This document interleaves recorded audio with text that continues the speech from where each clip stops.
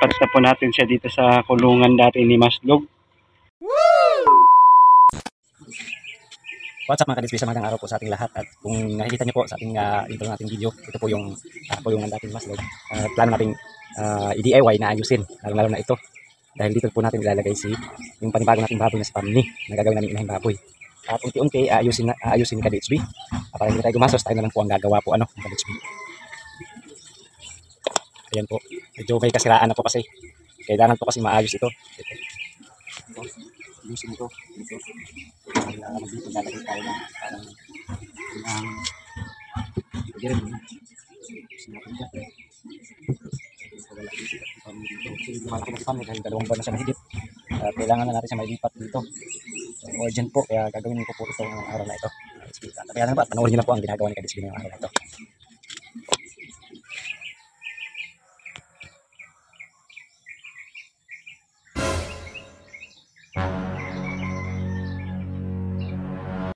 Twelve seconds later. Ito na. Ayusin natin siya.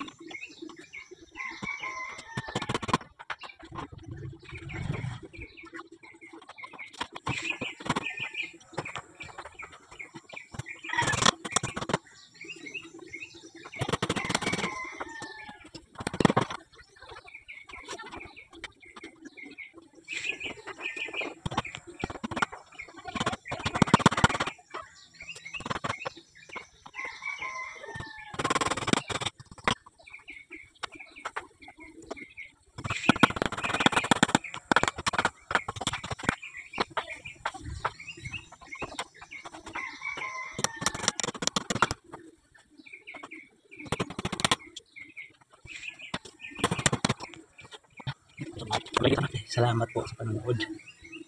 Papakita ko na lang po pag natapos na namin ito. O pag natapos ko na po ito.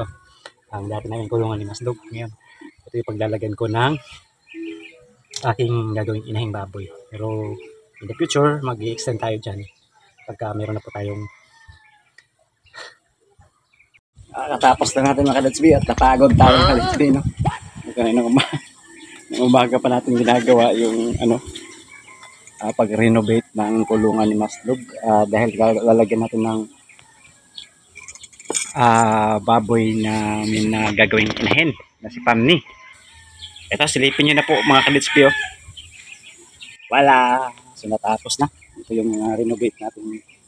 Maliliit. Hindi pa naman siya ganong kalaki. So nasira na kasi ni Maslog yung pero maayos na ngayon. Ang problema lang nito ay medyo lumubog na ito.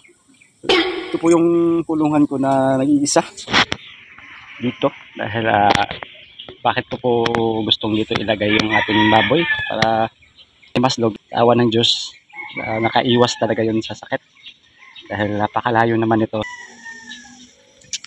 Okay na, konti lang naman pero halos maghapon natin ginawa dahil naka-cyclone lang po ito. Kagandahan nitong kulungan niya ay napakalamig. Dire-diretso yung hangin.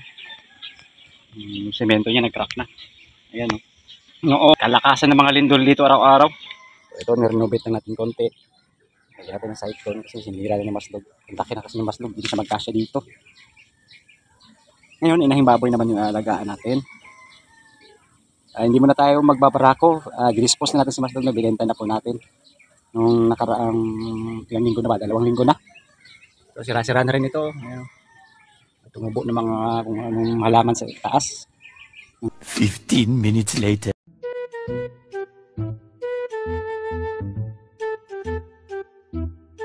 Kasi na kayo, wala tayong taga-video eh. Ako yung director, ako yung videographer. Ito na po. Ito na siya oh. Hello, sa Dungan Ispas. Hi, Bami! Hi, guys! Ano mo water diha? Kataiya mo na. Kuha dito bahog. Kuha isang bahog ka. Yan. Yan ka na. Ano mong bahog? Water. Banyak na tayo sa akin. Balin, magkakaanan. Ito no, init-init. Dito siya. Malaki na po siya no.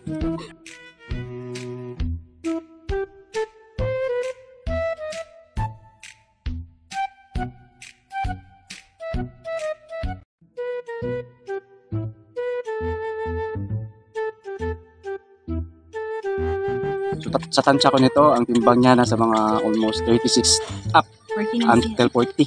40 na. Bigat na kasi, hindi ko na mabuhat kanina. 40 na.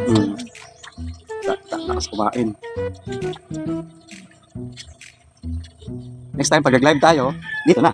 So, mahina yung signal dito. Makapag-adapt. Pero kasama niya na ako pag nag-live tayo.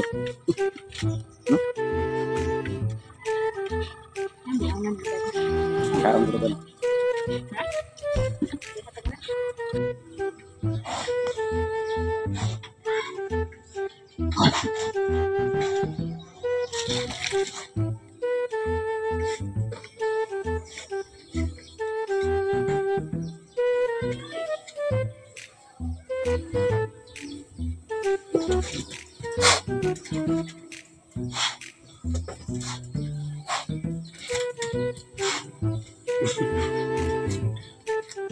Ma-rehydrate.